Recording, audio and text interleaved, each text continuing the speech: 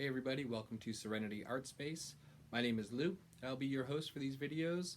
And in these videos we talk about art, some of the supplies that goes with it, some of the techniques that different artists use. Mostly it'll be stuff that I use myself since I'm 100% knowledgeable about how I do things. With anyone who's looking to get into art, there is an endless amount of information out there. There's several different ways to do a lot of things, and there's about 1,000,000 different supplies that you can get to do art. What I want to do in this video is just go over some of the simple, basic stuff that you need. I'll show you some other things that once you get going and get creating art, other things that you can add to your arsenal. We'll start with some basic sketching tools. Everyone pretty much already has things like this at home. If you're looking at this video, interested in learning more about art, you probably already started with some stuff. So basically you want a decent sketch pad. I keep one around this size because it's close to the size of the canvases that I work on. So it's easy for me to transfer things over to my canvas, and I just use this to get down some ideas, kind of mess around with sketching and different shapes and things. And this is where I work out my ideas before I put anything on canvas. That way I'm not wasting paint or wasting time messing around on a canvas.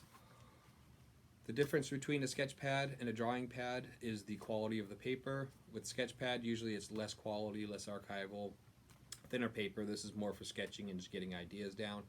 Drawing paper is a thicker weight. It's going to last longer, and it's something you can actually do a finished piece of art on. I wouldn't do finished art on sketch paper. And then you want to have a variety of different pencils, things to get your drawings down. I'll usually start my drawings and sketches with a light colored pencil. This is a light blue, non-repro blue. Some people will also use a red sketch pencil. You do a light sketch with that, and then you can move up to either a mechanical pencil, the old number 2 pencil, and for me personally, I like to use a lead holder. It's similar to a mechanical pencil, but the lead is a lot thicker. These come in different softnesses as well, just like any other pencil. And it has its own special sharpener. This goes in here and twirl it around. I picked up using these back when I was doing illustration geared more towards comic books. This is a very common tool there. Also, architects use this a lot. Great thing about this compared to a mechanical pencil, the lead is thicker, so if you need to shade an area, you can get it on its side and get a lot of shading done with just this pencil here. And then you've got your other, there's a stomp here. This is for when you're using charcoal or pencil and you want to create a gradient with your shading. You can use just a rolled up piece of paper. A lot of times I make these myself. I've got 100 of them floating around here, but I always lose them.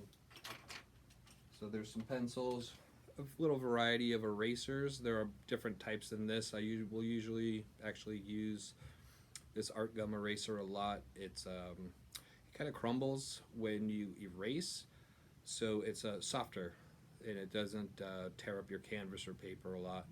Pink eraser is a little more abrasive. This is for some of the really dark marks you want to get out. And then a softer white eraser. Eraser's an eraser. If you're really nitpicky about what kind you're using, then you're more advanced than what this video is going to cover anyway. And then from pencils into sketching, I use charcoals a lot. I love using charcoals. And I'll usually get only about 2 or 3 different softnesses of these. But these are a great way to get your ideas down really fast with really big shading, dramatic shadows, and things like that. Love using charcoals. And then on top of that, other things you will need. A good compass is always great for drawing circles. You can also get a circle template, an ellipse template, triangle, ruler. I hate it when people say, I can't even draw a straight line. Well, that's why we use rulers. Be smart about it.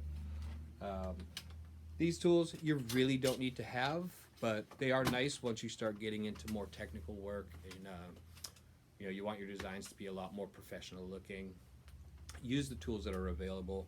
You don't need all of them. Honestly, you could use anything that's straight in your house, the edge of a book or something to make a straight line. You could use a bowl or a roll of tape or something to make a circle. Um, but if you can afford it, slowly but surely you'll collect some of these tools, and they will come in handy later. For watercolors, I like to use these Dr. P.H. Martin's liquid watercolors, the Hydrus watercolors. These are great because they're already liquid, and then just adding some water to it really spreads them out, and they're very easy to use. I have very close friends who are artists that like to use the cake type watercolor paints. There's also watercolor paints that come in a tube. I've used those before as well. I find with these, it's just faster for me. It's one less step of me trying to thin down that paint. And for those, I'll usually use some sort of a little palette like this. This is a little glass one that I found that's nice. I'll keep some water in the middle and a few different colors. But you really don't even need this. You could use a paper plate or something, anything that's got kind of a glossy plastic finish to it. So there's that. And then with the watercolors, I do tend to use an outline on a lot of those designs. They're more of an illustrative type thing. I will use an India ink, and then I'll use a crow quill pen to make my lines. Again, these came from illustrating comics. Used to be a common tool. Now I'm sure a lot of it is digital, or they use a micron pen. But these I like. They've got a few different size tips. The 102 and 107 are the two that I use most commonly. I like these because you can change your line weight as you're pulling that line across just by applying more pressure to it. But they do take a practiced hand because you can blotch ink out onto your paper and get skips in your lines. So it took me a little while to get used to it, but once I did, I really noticed a difference on the black lines on the paper. They're much crisper and sharper and blacker. Using a micron pen, which is a pre-filled disposable pen you can get at art stores, those are great, but you get one line weight, that's it. If you want a line to get thicker or thinner, you'll have to either make multiple passes or grab a different size pen. But the finished work, when I compare the two together, the India ink always seems to be much blacker than the micron pen. Here's inking. Some of the watercolor brushes that I use, they're just nice soft brushes, lots of different sizes. I tend to use a bigger one like this to get some of my large areas. I'll use a small script brush to get in some details and texture with this. There's lots of different types of brushes out there, which you'll find out real quick once you go to the art store. When I first started painting, I bought every kind of brush you could possibly want. I even have a fan brush that I've had for a couple of decades. I may have pulled it out once or twice in that time. I thought I was going to need it a lot. I barely even use it. Still got it though. And while we're on the topic of brushes, I'll show you some of the ones that I use pretty commonly. It's going to look like a lot. Honestly, I probably use maybe 3 or 4 brushes on a regular basis. But I'll use a bigger brush for getting my big areas in, a nice flat brush, or a round brush like that are great for getting big areas of color in. And then as you paint, your brushes tend to get smaller as you get more refined in your painting. So I'll start coming down into smaller filbert brushes where they're straight up on the sides and they've got a little rounded end to them. Script brushes like this is probably one of my most used brushes right here. You get down into the really small detail brushes and liners. This one, when it's wet, it's very thin, almost like a pencil. And then like a little round detail brush, good for getting final textures in and things like that. Beyond those few, I will use a big soft mop brush like this for blending some of my paints. I work again mainly in oils, so they stay wet pretty long and you can kind of smooth things out a little bit. This is also one of my favorites. I keep about 2 or 3 of these around. As I work, I don't always clean my brushes immediately after using them. That's inefficient. I wait till I've got a few piled up and then I'll clean out my brushes. Also, it's good to have some really big paintbrushes like this for prepping your canvases before you start. That way you can just get a lot of coverage and you're not messing around with a little 1-inch brush. These are very inexpensive. You can get them at hardware stores, or any kind of a department store is going to have these. They're very inexpensive.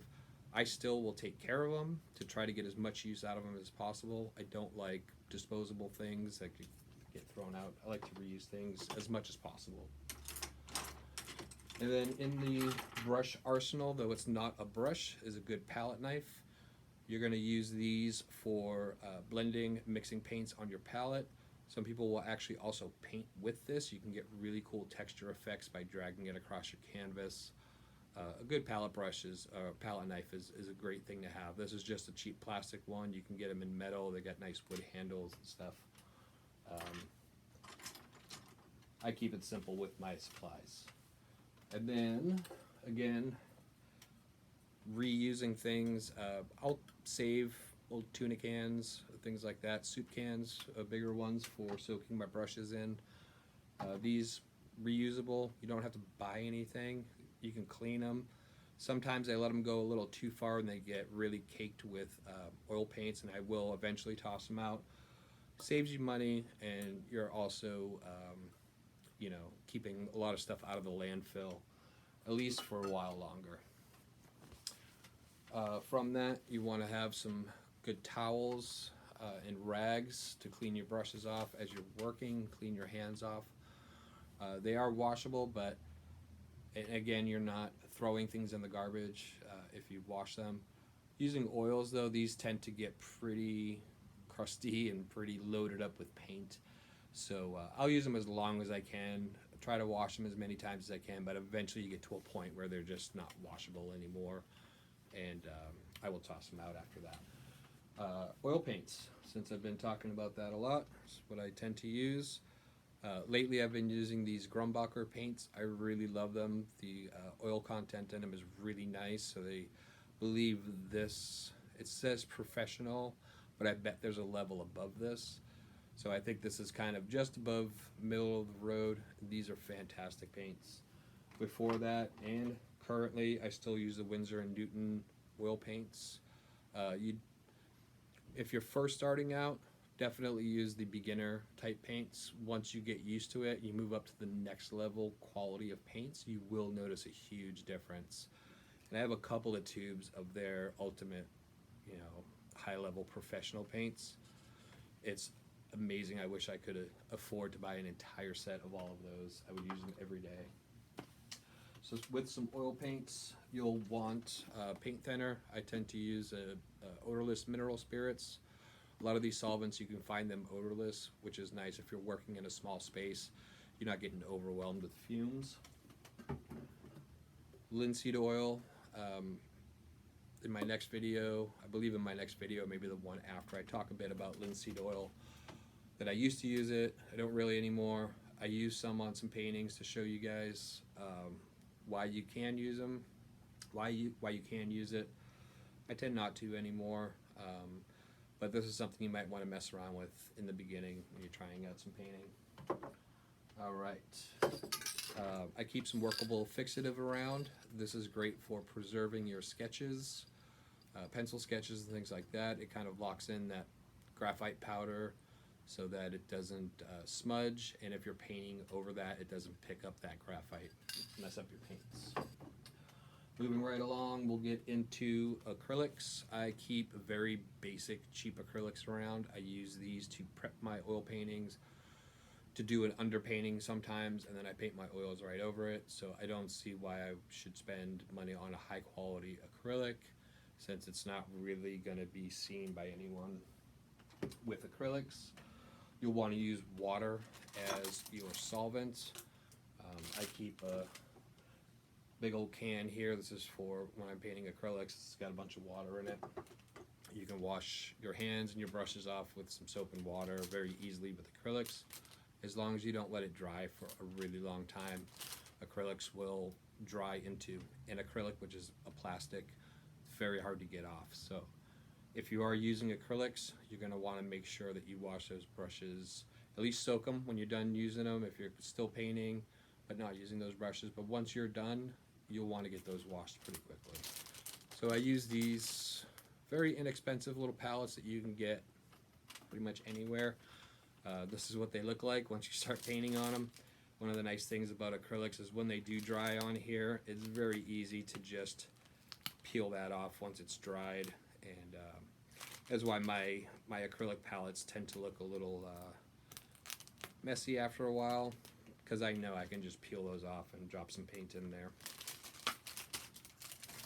So that covers a lot of the basic stuff. Canvases is another one. I used stretch canvas. You can get canvas boards, masonite boards, a lot of stuff. For some reason I just really like these stretched canvases on wood frame. It's a classic feel to it. I just like working on them. I like the way they bounce when I paint on them, and they're easy to hang. With the canvas boards, it's sometimes tricky if you don't frame it to get something attached to the back of it to be able to hang it on the wall. These are super simple for a customer to buy your painting and then get it on their wall pretty quickly. There's a multitude of other supplies that you can get. You don't have to get all of it. Keep it simple at first. This is a maul stick that I use when I paint, and rest my hand on here so my hand's not on the wet painting while I paint. You'll want some good lights.